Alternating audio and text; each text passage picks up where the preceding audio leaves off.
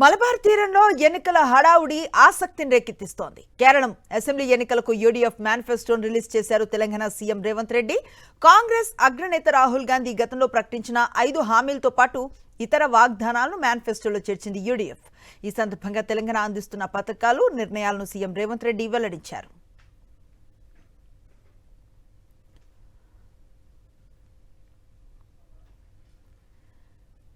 మహిళలకు కేఎస్ఆర్టీసీ బస్సులో ఉచిత ప్రయాణం, కళాశాల విద్యార్థులకు 1000 రూపాయల ఆర్థిక సాయం అందచేత, యువత వ్యాపారాలు ప్రారంభించడానికి 5 లక్షల వరకు వడ్డీ లేని రుణాలు, 3000 సంక్షేమ పెన్షన్, విమన్ చాందీ పేరుతో అన్ని కుటుంబాలకు 25 లక్షల వరకు ఉచిత బీమా పథకం, వృద్ధుల సంక్షేమం కోసం ఒక ప్రత్యేక శాఖ ఏర్పాటు వంటి 6 ఇందిరా హామీలు మేనిఫెస్టోలో పొందుపరిచారు.